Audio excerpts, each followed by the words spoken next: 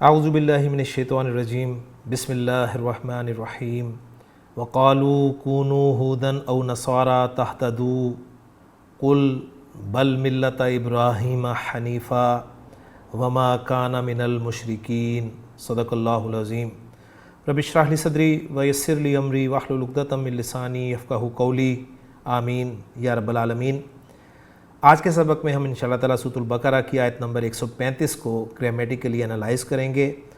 آیت آپ اسکرین پہ لکھی ہوئی دیکھ رہے ہیں، تو چلتے ہیں آیت میں استعمال ہونے والے پہلے جملے کی طرف۔ پہلا جملہ آپ دیکھ رہے ہیں کہ اللہ تعالیٰ نے فرمایا وَقَالُوا كُونُوا هُودًا أَوْ نَصَارَىٰ تَهْتَدُوا۔ واو جو ہے یہ استنافیہ قرار دیا جائے گا، اور جو جملہ پھر بنے گا وہ جملہ مستانفہ ہوگا اور لا محلہ لہا من الاعراب کی کیٹیگری میں چلا جائے گا۔ قالو فعل اور فاعل ہو گیا، واو ضمیر مرفوع متصل اس کا فاعل ہے۔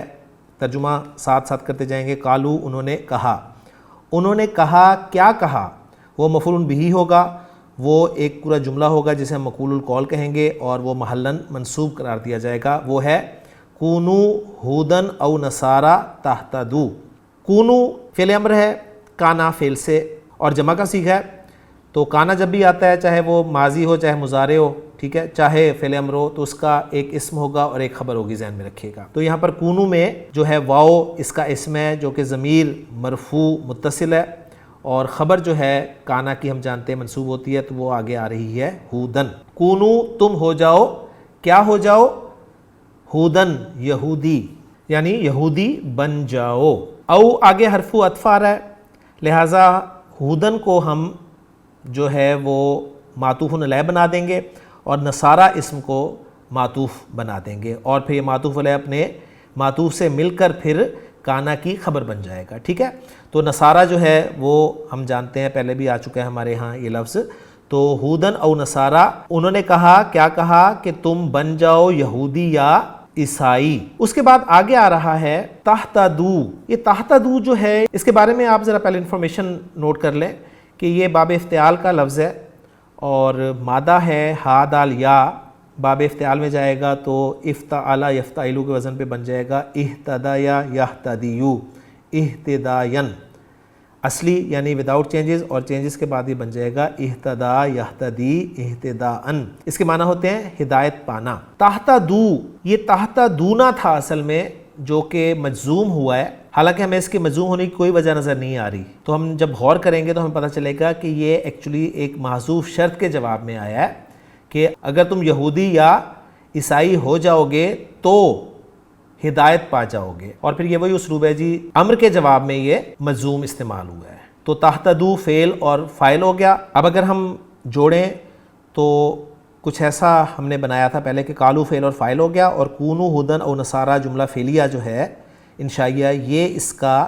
قالو فعل کے لیے مفعول بہ محلاً منصوب مقول القول بن گیا، اور قالو فعل اپنے فاعل اور مفعول بہ سے مل کر جملہ فعلیہ خبریہ ہو کر جملہ مستانفہ بن گیا، اور لا محلہ لہا من الاعراب کی کیٹیگری میں چلا جائے گا۔ اب جو تہتدو ہے یہ جیسے کہ میں نے کہا کہ یہ امر کے جواب میں تو آیا ہے، لیکن ظاہر بات ہے یہ ایک محذوف شرط کا جواب ہے، اس وجہ سے مجزوم ہوا ہے، تو اس تہتدو کو کیا کہا جائے گا، اس کو جواب شرط کہا جائے گا، اور اس کا بھی کوئی اعراب نہیں ہوگا، اس لیے کہ یہ فا کے ساتھ استعمال نہیں ہوا، یعنی ایک شرط محذوف کا جواب ہے، اور وہ شرط محذوف کیا تھی کہ ان تکونو ہودن او نصارا تہتدو۔ تو یہ پھر اس طریقے سے اس کو لیا جائے گا، لا محلہ لہا من الاعراب کی کیٹیگری میں یہ چلا جائے گا۔ اس کے بعد اگلا جملہ آ رہا ہے کہ کل بل ملت ابراہیم حنیفا۔ کل فعل امر ہے، فعل اور فاعل ساتھ ہی ہم بول دیں گے، یعنی میں نے آپ کو کہا ہوا ہے کہ جب بھی فعل امر استعمال ہو تو اس کا فاعل آپ نے ساتھ ہی بولنا ہے۔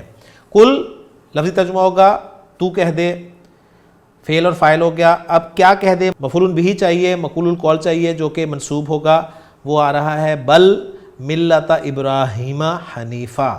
بل ایک حرف ہے، اور اس کے بعد آپ کو 3 اسماء نظر آ رہے ہیں، تو کوشش کرتے ہیں جی اس کو ہم حل کرنے کی۔ بل حرف اضراب ہوتا ہے، ہم جانتے ہیں، اور 2 مقاصد کے لیے استعمال ہوتا ہے۔ ایک مقصد یہ ہوتا ہے کہ پچھلی بات کو رد کر کے نئی بات کہی جاتی ہے، اور دوسرا استعمال اس کا یہ ہوتا ہے کہ پچھلی بات کی نفی نہیں کی جاتی، اور بلکہ اس میں اگلی بات کہہ کر اضافہ اس میں کر دیا جاتا ہے۔ تو آپ کو خود اندازہ ہو جائے گا کہ انہوں نے جو کہا تو اس کی نفی کی جا رہی ہے اور کہا جا رہا ہے کہ بلکہ ملت ابراہیم حنیفہ. ملت ابراہیمہ تھوڑا سا ذرا غور کریں تو ایک مرکب اضافی کنسٹرکشن آپ کے سامنے آ رہی ہے، جس میں ملہ کا لفظ جو ہے وہ مضاف ہے اور ابراہیم کا لفظ جو ہے مضاف الیہ ہے. مضاف میں نے سے کیسے کہا ہے کہ ملہ لفظ پر نہ تو الف لام ہے اور نہ ہی تنوین ہے، تو اسے ہم مضاف بنائیں گے. کنفرم ہم کریں گے کہ اگر ہمیں اگلا لفظ جو ہے وہ مجرور نظر آئے تو ابراہیم کا لفظ ہمیں مجرور نظر آ رہا ہے. آپ کہیں گے مجرور تو ہمیں نظر نہیں آ رہا ہے، یہ تو منصوب ہے. لیکن اگر آپ کے ذہن میں وہ بات ہے کہ غیر منصرف اسم جو ہے وہ منصوب اور مجرور زبر کے ساتھ ہی آتا ہے، تو آپ کنفرم کر دیں گے کہ یہ یہاں پر مجرور ہے اور مضاف الیہ بن رہا ہے. تو ملت ابراہیمہ یہ مضاف الیہ ہو کر اب یہ کیا بنے گا، کیونکہ یہ مرفوع تو ہے نہیں ملہ کا لفظ، کیونکہ اعراب جو ہے ہم نے مضاف کا چیک کرنا ہے. مضاف یہاں پر ملہ کا لفظ جو ہے وہ منصوب ہے، مرفوع نہیں ہے. اگر یہ مرفوع ہوتا تو ہم اسے کوئی مبتدا وغیرہ بنا لیتے، لیکن ایسی کوئی بات نہیں ہے. تو اب اس کے لیے ہمیں کوئی نہ کوئی فعل محذوف ماننا پڑے گا. تو مختلف آ رہے ہیں جی اس کے بارے میں آپ سے پہلے بھی عرض کر چکا ہوں کہ گرامیٹیکل انالیسس کرتے ہوئے آپ کے سامنے بہت ساری آراء آئیں گی، اور میں کوشش یہ کروں گا کہ جو سب سے آسان اور جلدی سمجھ میں آنے والی رائے ہے اس کو ہی آپ کے سامنے رکھوں. کلیئر ہوگی بات؟ تو اس ملہ لفظ کے اسم کے منصوب ہونے کی بہت ساری وجوہات جو ہیں وہ اعراب القرآن میں لکھی گئی ہیں. ان میں سے میں ایک دو موٹی موٹی آپ کے سامنے جو ہے وہ رکھ رہا ہوں. پہلی رائے یہ ہے، یہ ایک محذوف فعل کا مفعول بہ بن کر آ رہا ہے، اور وہ محذوف فعل کیا ہے؟ وہ ہے نتبعو، یعنی بل نتبعو ملت ابراہیم، بلکہ ہم ابراہیم کے دین کی پیروی کریں گے. اور دوسری رائے جو ہے وہ یہ ہے کہ یہاں الزمو فعل کو محذوف مانا جائے، یعنی تم لازم پکڑو ملت ابراہیم. یعنی ان کی بات یہ غلط ہے اور حکم دیا جا رہا ہے کہ اے نبی صلی اللہ علیہ وسلم کہہ دیجئے کہ الزمو ملت ابراہیم حنیفہ. اس کے بعد آگے لفظ آ رہا ہے جی حنیفن. حنیف جو ہے فعیل کے وزن پر ہے، اور مادہ آپ کو لکھا ہوا نظر آ رہا ہے ہا نون فا باب کرما یکرمو، حنوفا یحنفو. اور ہم جانتے ہیں کہ باب کرما یکرمو سے اسم الفاعل جو ہے وہ فعیل کے وزن پر آتا ہے. اس کے معنی ہوتے ہیں جی حنافتن مصدر کے ساتھ ٹیڑھے پیر والا ہونا. اور مزید لکھا ہے کہ ٹیڑھا پیر کسی طرف نہیں مڑتا اور ہمیشہ ایک رخ پر ہوتا ہے. اور دوسرے اس کے معنی ہے ہر طرف سے کٹ کر کسی ایک سمت میں یکسو ہونا. تو اس سے لفظ حنیف جس کی جمع حنفا بنتی ہے فعیل کے وزن پر صفت ہے، اور اس کے معنی ہوں گے پھر ہمیشہ اور ہر حال میں یکسو. یہاں پر یہ منصوب کیوں استعمال ہوا ہے؟ منصوب ہونے کی وجہ یہ ہے کہ یہ ابراہیم کے حال کے طور پر منصوب استعمال ہوا ہے، یعنی یہ ابراہیم اسم کا حال ہے. کلیئر ہو گیا؟ تو ابراہیم جو ہے وہ ذوالحال قرار دیا جائے گا، حنیفن جو ہے یہ حال بن جائے گا، ملت ابراہیمہ حنیفہ جو ہے یہ مفعول بہ بن جائے گا ایک نتبعو فعل محذوف کے لیے یا الزمو فعل محذوف کے لیے. ٹھیک ہے؟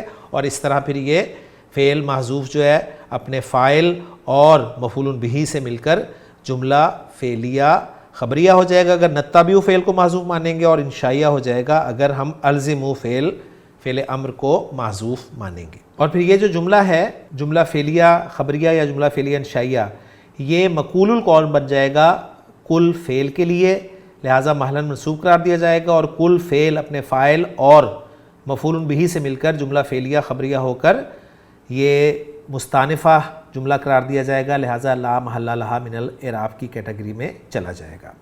اس کے بعد اگلا جملہ جس پر یہ آیت مکمل ہو رہی ہے وہ ہے وما کان من المشرکین. واو جو ہے اس کو بھی استنافیہ قرار دے دیں. ما حرف نفی ہے، ماضی سے پہلے آ رہا ہے، ٹھیک ہو گیا، تو حرف نفی قرار دے دیا گیا. کانا فعل ناقص آ رہا ہے، اس کا ایک اسم ہوگا ایک خبر ہوگی.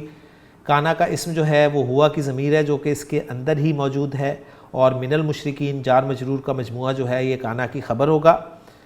ٹھیک ہو گیا. کانا اپنے اسم اور خبر کے ساتھ مل کر جملہ فعلیہ خبریہ ہو جائے گا، اور سمپل سا ہے جملہ، اس کی ٹرانسلیشن ہم کر لیں گے وما کان من المشرکین، اور وہ مشرکوں میں سے نہیں تھا. الحمدللہ جی ہماری آیت یہاں پر مکمل ہو گئی. آیت نمبر 135 اس کا اتھینٹک ترجمہ دیکھ لیتے ہیں. وقالوا کونوا ہودن او نصارا تہتدوا، اور انہوں نے کہا یہودی ہو جاؤ یا نصرانی، تہتدوا ہدایت پا جاؤ گے.